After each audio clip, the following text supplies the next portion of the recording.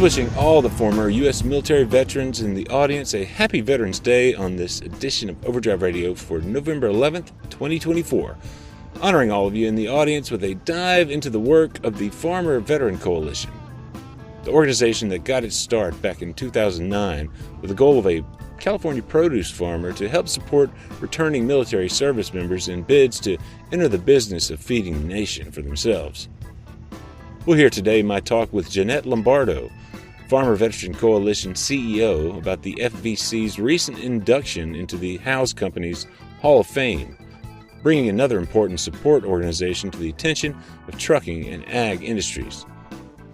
I'm Todd Dills, Overdrive editor, and your host today as usual, fresh off of a couple of days' worth of work out at the National Association of Small Trucking Companies annual conference, held as usual here in my home city of Nashville, Tennessee.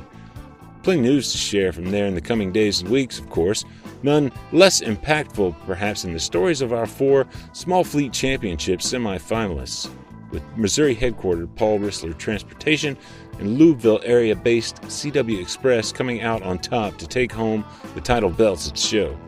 You can find a report on all the finalists and the winners at overdriveonline.com/small-fleet-champ. Also on hand, of course, in Nashville, were finalists Jamie and Hillary Hagan of Hellbent Express out of South Dakota, and Ohio-based Brian Brewer Trucking as well. We'll hear a lot more from all of them in a future podcast, that's certain, and much more from the show, too. Today, we're going to hear from Farmer Veteran Coalition's Jeanette Lombardo, here describing the value of recognition she sees in the House Hall of Fame and the connections it's enabling between her coalition and not just new groups and people in the ag world, but also the trucking and logistics network that supports the food supply chain. We are a nonprofit. We don't have much budget for advertising what we do, yet we're seeing this huge increase in membership. So there's a lot of word by mouth that's happening, and there's a lot of things with pickups on our chapters. We have 26 chapters right now across the country, and they're doing a lot of work locally. So it's being, there's press releases going out and they're being picked up, and the news is spreading that way. So we were very humbled to receive the nod from House, and even more so when we went online and looked at, previous awardees. And they've been great to work with this past 2 months as we made the public announcement, and they've introduced us to some folks and came to our conference, and we introduced them to our members, and I think it's the beginning of a wonderful partnership. House Products' own Rich Guida describes the mission behind the Hall of Fame this way. Well, the House Hall of Fame was founded about 5 years ago to celebrate our 100th year anniversary, and our charter from the beginning was to find the people, places, and things that make trucking and farming and diesel systems really of any kind so valuable, and for us to be able to give back to these people and support them the way Jeanette was talking about is where we find reward. So we're able to put together a video, and you can check that video out on our website. It's also on YouTube, and so people can see the videos that we produce, which allows Jeanette to use that as a tool. As a matter of fact, she played the video before the start of the whole conference that they just had a couple of weeks ago. So there's value in that, and also the public relations, working with great partners like you, Todd, and other outlets that cover this. It gives them a platform to get their message out. So it's really about the House family and their ability to give back and their want to give back to those people, places, and things. And it's really starting to get its own momentum in the way that Jeanette recognized, too, that we're going to be there to support them after this. It's not just, here's your trophy and congratulations. We're going to attend their conferences when we can, and we're going to support them. And who knows, maybe even introduce them to some people that are already in the hall to foster further relationships and networking. So it's become this thing that's taken on its life of its own. But on the other side of a quick break for a little more from the House Company about its flagship fuel treatment products and so much more, we'll dive into just how Jeanette Lombardo, in the midst of the pandemic, would come to be inspired by and then intimately involved in leading an organization with a mission aimed squarely at supporting returning military service members in ag careers of all types. Keep tuned. Cold weather is coming. Will your diesel engine be ready? Protect it with Howe's Diesel Treat, the nation's top anti-gel solution. Say goodbye to gelled fuel, water buildup, and harmful deposits while enjoying smooth lubrication. And if the temps drop way below freezing, don't panic. Howe's Diesel Lifeline can rescue gelled fuel with no fuel mixing or filter replacement needed. Both products are guaranteed and warranty safe. Don't let winter bring your engine to a halt. Trust Howe's to keep you moving through the coldest weather. You can find plenty more information about all of Howe's fuel treatments to guard against winter gelling and more at HOWES, HowesProducts.com. Here's Jeanette. So I joined Farmer Veteran Coalition in the middle of the pandemic in July of 2020. Well, first of all, I'm a farmer. So I grew up on a dairy farm and potato farm outside of Erie, Pennsylvania. And my whole life, I've been in agricultural lending for 24 years, and I've been an advocate for agriculture, first through California Women for Agriculture. I was one of their state presidents, national president for American Agri-Women, and I've had several federal appointments and state appointments, mostly working on water, trade, environmental issues, and now I'm serving with the USDA on the advisory panel for beginning farmers and ranchers, which is a perfect fit for the Farmer Veteran Coalition, as our mission is to help those transitioning out of service into either a career in the agricultural sector or starting their own farms and ranches. Jeanette Lombardo then elaborated on her role advising the USDA Food and Agriculture Institute's Beginning Farmers and Ranchers Development Program, dovetailing closely with the mission of the Farmer Veteran Coalition, in fact. It's my third federal appointment, and it's through the USDA. Right. And there's 20 people across the United States that help beginning farmers and ranchers overcome obstacles to help their farms succeed. So we work on things like financial access, land access, capital access. And do some technical assistance and outreach to help people, because the USDA is 29 different agencies. So trying to figure out which one to go to for what, and how to get grants or supports, or, because the barriers to entry into agriculture are very high. Tractors are not cheap. Land is not cheap, and it's hard to find. So if you're beginning, you just need a little bit of a push. And as a country, as part of our own, national security, we have to be able to feed our own people, because we have seen what happens in other countries, and not too long ago, like Greece comes to mind, when you couldn't feed your people, and the chaos that ensues. So it's very important that, now we get the Farm Bill passed. It's been renewed, and right. There's a lot of supports in there that will hit the dairy industry really quickly if we don't get things passed. So that's what I think what's next for us, and working also on a lot of issues with the VA. Okay. So we help on both sides of the fence, on the farmer side and the veteran side, to make sure that, we have a lot of folks that are maybe disabled, and we work with organizations that help veterans continue to farm even with their disabilities. So. Right. The role that you're playing at USDA and Farmer Veteran Coalition, there's a lot of similarity there, right? Like between both. One is a government role. Yeah, and it's all volunteer, but it allows me to be the voice of our members. Sure. So I listen a lot to my members. Even this conference we do a lot of surveys, and we want to know what the roadblocks are. We want to, and then also I think my banking background helps in that regard too. Ag finance is not easy. It is high risk, and the way the USDA works, not to get too far down in the weeds, but, to get a loan with FSA, you have to have 3 years of experience. And if you're just coming out of the military, your military service counts as 1 year. Right. And then we have ag training programs through our Ag Vets grant with USDA that provides the second year. And then the third year is normally a mentorship or an internship or an apprenticeship.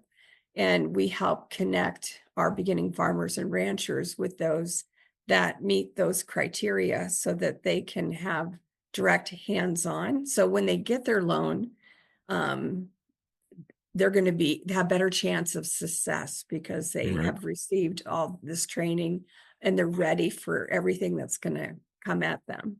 So yeah, we started back in 2009 in Davis, California. And we grew and grew and grew into a national organization.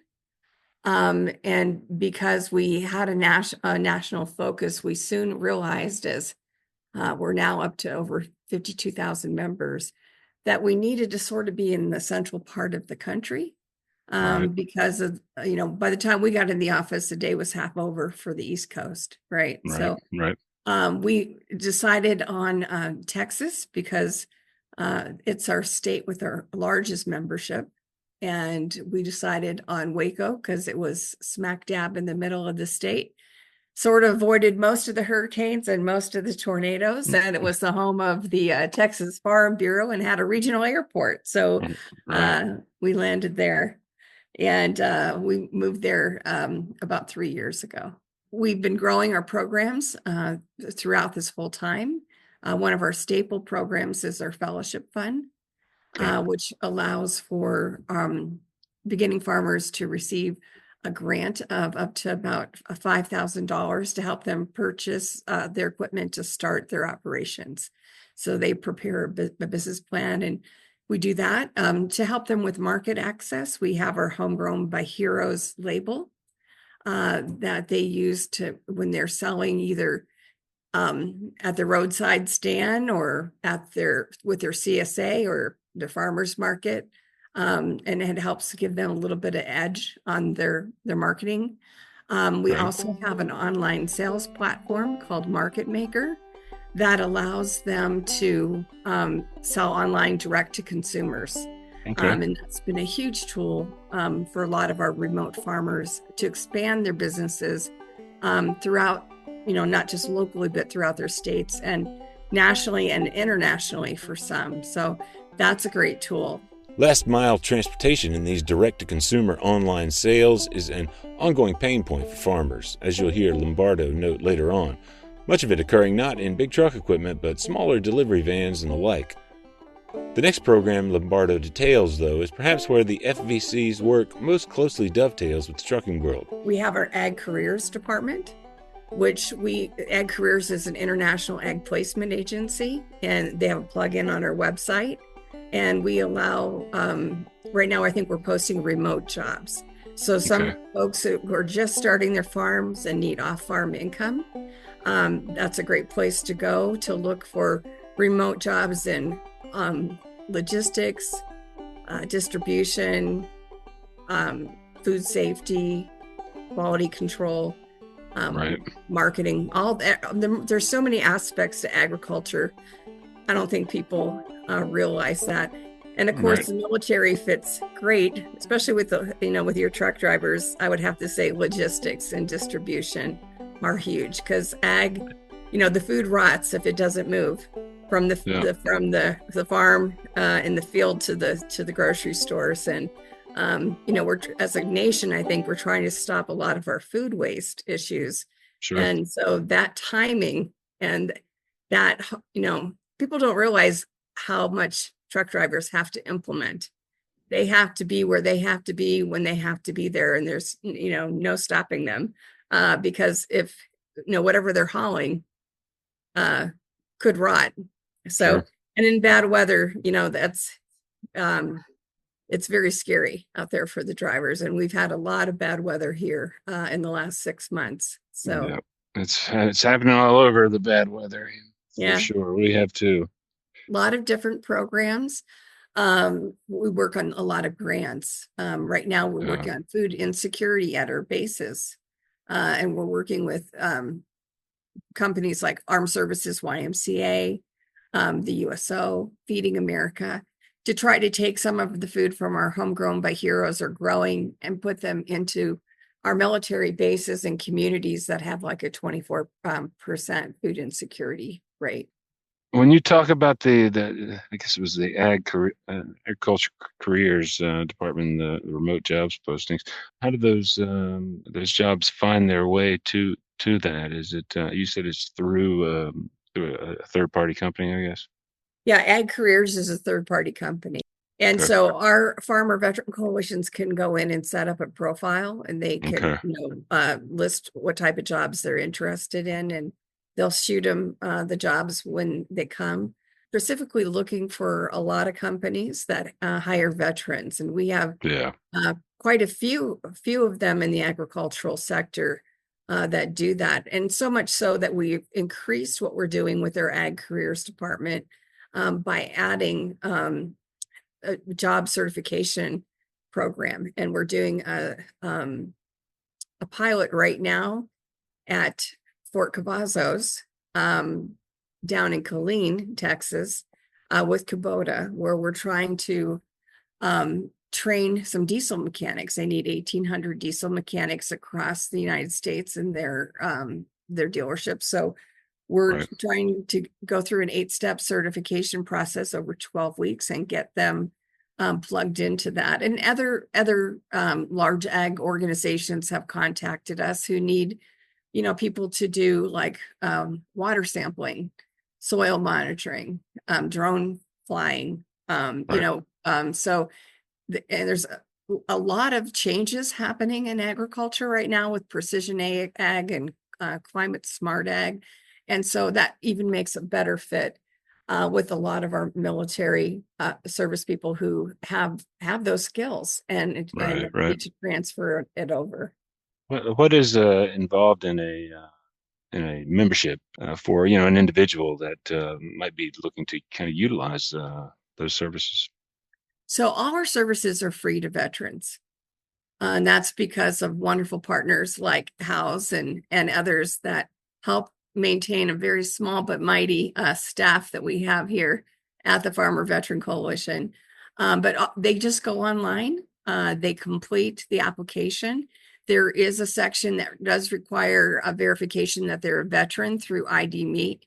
And then they get a membership card, and that membership card allows them access to all our programs, but also through discount partners allows them to get breaks on purchasing things that they need for their farm and to take care of their animals. The Farmer Veteran Coalition and Jeanette Lombardo, Rich Guida from House, too, were fresh off the organization's annual conference when we spoke last week, still recovering in some ways, as Jeanette put it, from a whirlwind of activity after an entire year of planning for it. The way she described it reminded me of the National Association of Small Trucking Companies' annual fair here in Nashville, frankly. It's sort of like a wedding when you have a conference, right? It's like you plan all year and then it feels like it goes by in 10 minutes. But the members, I would say 75% of the members, it was their first conference. And there was a lot of learning to be had, and they ate it up like a sponge because they're all trying to grow their operations and then also find a niche to help them in sales and to grow and expand their business. And just the whole agricultural space is very welcoming for veterans. Working the soil and the land is just very therapeutic for them, and it's a good place for them to heal as well. So. In terms of that conference, I'm just curious because we did talk about logistics, distribution, trucking side of ag being a part of this. Of course, it sounds like what you put together is essentially just a business conference related to agriculture. Is there a trucking component to it, to the conference itself? There hasn't been, but that doesn't mean there can't be in the future, because I'll tell you.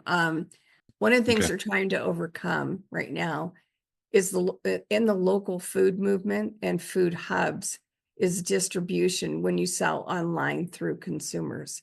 And that takes us sort of, they're trying to patch it together right now, using sort of like Uber vans to go to the farms, pick up the food and deliver it to like restaurants in the area.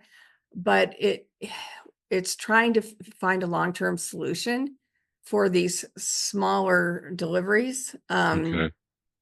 So there's something, we need to work out with that logistically to make that become a reality and for there to be growth in that sector.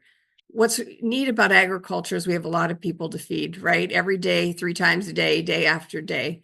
We need all growing methods, and we need all size farms. And the farms that are small today, hopefully will continue to grow into medium and large size farms and replace a lot of the farmers that are retiring from larger farms that don't have folks stepping into run them anymore. Sure. Because it is not an easy industry, sort of like trucking, right? It takes someone who is not afraid of work and can overcome a lot of obstacles and has a lot of grit. And that's hard to find sometimes. But definitely, I think that's the one thing the trucking industry and the ag industry have in common, I would have to say. Well, I think if anyone's interested in our programs, they need to go to our website, the Farmer Veteran Coalition, become a member, get connected with their state chapters if there's one in their state. If not, start one. We have members in every state and in every territory. And I think as we approach Veterans Day, I think all of us as a nation need to stop, especially as we've just had an election here recently. That we need to just be thankful for the freedoms we have, this great country that we have, and we all need to come together to help move it forward in a positive direction. So I think, we have a lot to thank truckers for. We have a lot to thank veterans for. So we just need to, I think, and I'm thankful for House for, making like this introduction, but also for just recognizing our mission and our work. That means more to us than I think you can imagine, because it does get hard every day with a staff of just 10. And and there's a lot of need, and we try to meet it all and do as much capacity building as we can. So big thanks to Jeanette Lombardo and the fine folks at the Farmer Veteran Coalition for sharing their mission with us for the special Veterans Day edition of the Overdrive Radio podcast. Congrats on the organization's induction, too, into the House Hall of Fame, which House Rich Guida noted is always open for nominations from listeners here. People can nominate on our website, houseproducts.com. You'll find the nomination form. So if you know someone, someplace, or something that you think is worthy, by all means, feel free to submit it. Otherwise, we're doing our due diligence and keeping our ear to the ground. Visit houseproducts.com/HOF to nominate a potential Hall of Fame inductee. Among them, you'll find the organizations Rich mentioned earlier, as well as individual farmers and truckers, some featured here on the podcast, like owner-operators Angelique Temple and Kate Whiting in relatively recent memory. Again, that's houseproducts.com/HOF. Find more about the Farmer Veteran Coalition and all of its programs via farmvetco.org. That's farmvetco.org. I'll share Hal's video about the organization in the post that houses this podcast for November 11th, 2024, Veterans Day, at overdriveonline.com/overdrive-radio, and all of those links will be in the show notes wherever you're listening. Overdrive Radio you'll find wherever you listen to podcasts. If you're enjoying these, leave us a rating or review there, and here's a big thanks in advance for that.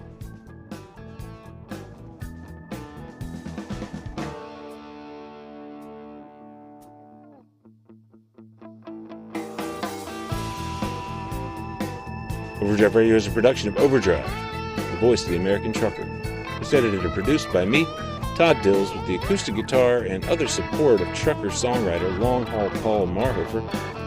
The theme is Legend of the Snake Man by Marhofer, featuring the guitar work of Travis, the Snake Man himself, Whammock, Terry Two Socks Richardson on bass, keys by Tisha Mingo, Jim Whitehead, and on drums, Andrew Marshall. The podcast is backed up further by Overdrive's own social media coordinator, Jasmine Campbell, news editor Matt Cole, executive editor Alex Lockie, and video editors Lawson Rudisell and Andrew Gwynn. Until next time, keep it proactive.